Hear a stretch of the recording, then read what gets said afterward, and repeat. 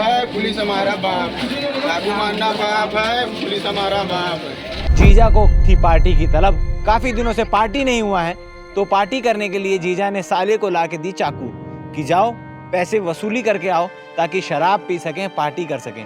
और साला अपने दोस्त के साथ निकल पड़ा चाकू लेकर पैसे वसूलने। शराब पीने के लिए पैसों की मांग की गई और पैसा नहीं देने पर उनके मतलब पीड़ित के ऊपर चाकू से हमला कर उनके सीने, सिर और इतनी ज़्यादा हमला करते हैं कि आज भी लगभग 24 घंटे से ज़्यादा हो गए हैं और एपी राव की हालत जो है वो अब भी नाजुक बताई जा रही है। उनके पास से जो हथियार इन्होंने प्रयुक्त किया था वो बरामद हुआ है और पूरा सीन रिक्रिएट करा के घटनास्थल पे जो भी एविडेंस थे उन्हें और पार्टी करने के लिए अगर आपके पास पैसे नहीं हैं तो उस पैसों की व्यवस्थाएं कैसे की जाती है?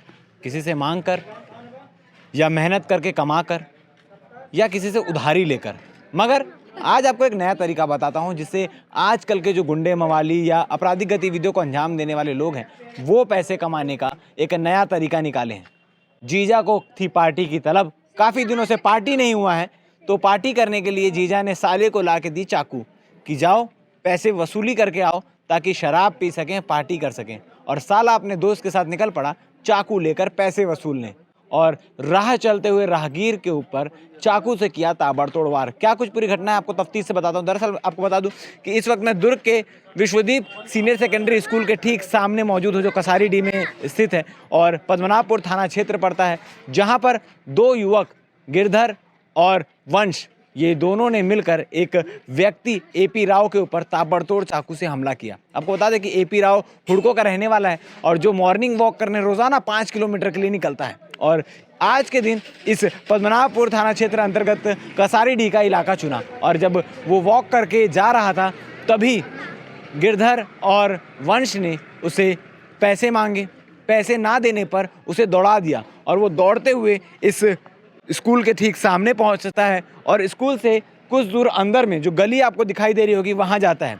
मगर आपको बता दूं कि आप कुछ भी कर्म कर रहे हो तो ऊपर वाले की निगाह आप पर ज़रूर होती है और वही हुआ। इस ऊपर वाले को भूल चुके थे वो लोग कि आज के दौर पे टेक्नोलॉजी इतनी हावी हो चुकी है। स्कूल के ठीक सामने एंट्री गेट पर कैमरा लगा हुआ है और उस कैमरे में गिरधर अपने जेब से, अपने पैंट से चाकू निकालता हुआ दिखाई देता है और ठीक वहाँ पर एक शख्स जो एपी राव है वो मौजूद रहता है, उसके पास पहुँचता है और पैसे ना देने का गुस्सा, क्योंकि पार्टी करने के लिए सूरज जो गिरधर का जीजा है, सूरज कुर्रे, गिरधर कुर्रे को चाकू दिया होता है कि भाई पार्टी के लिए पैसे लेकर आओ, तो उस गुस्से को निकालने के लिए उस गेट के पास पहुंचता है और गेट के पास पहुंचकर एपी राव के ऊपर ताबड़तोड़ हमला करता है। 4 बार चाकू से वार किया गया है और आपको बता दूं कि सर से लेकर छाती तक वो पूरा वार हुआ है। सर के ऊपरी हिस्से में वार किया गया है, कंधे पर वार किया गया है और छाती पर, ऐसे करके 4 जगहों पर, अलग अलग जगहों पर वार किया गया है।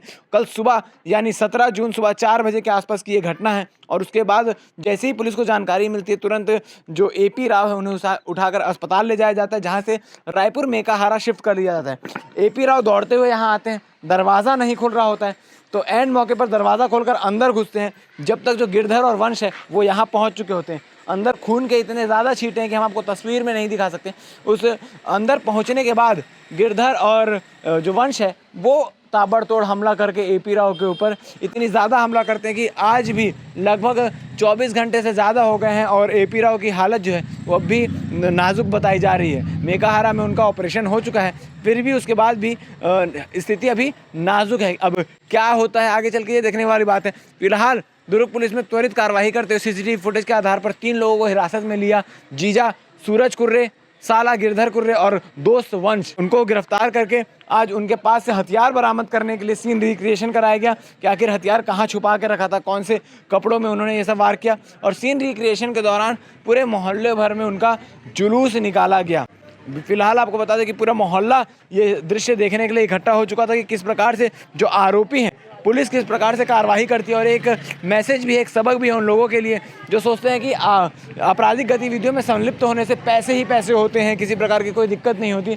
तो भैया कानून के हाथ लंबे होते हैं, ये केवल कहावत नहीं है, ये सच्चाई भी है। और पुलिस, दुर्ग पुलिस इस सच्चाई को अच्छे से बखूबी निभाते हुए दिखती है और जल्द से जल्द आरोपियों को गिरफ्तार कर लेती है। अब आगे इस मामले में क्या कुछ होता है ये देखने वाली बात है, बन रही है हमारे साथ। फिलहाल इस पूरे सीन रिक्रिएशन के दौरान क्या कुछ हुआ आप वीडियो में देखिए। थाना पद्मनाभपुर जिला दुर्ग में प्रार्थी पी सूर्य नारायण के द्वारा एक रिपोर्ट दर्ज कराई गई है कि इनका भाई पी ए राव, जो कि नगर निगम में वाहन चालक का कार्य करता है, यह प्रतिदिन की भांति मॉर्निंग वॉक पे अपने निवास स्थान हुडको से निकला हुआ था और शीतला मंदिर के पास विश्वदीप स्कूल दुर्ग पहुंचा था। वहीं पर 3 लड़के इसका पीछा करने लगे और बाद में उन लड़कों के द्वारा इससे शराब पीने के लिए पैसों की मांग की गई और पैसा नहीं देने पर उनके मतलब पीड़ित के ऊपर चाकू से हमला कर उनके सीने, सिर और पेट पर चोट पहुंचाया, प्राणघातक चोट पहुंचाया गया। आहत को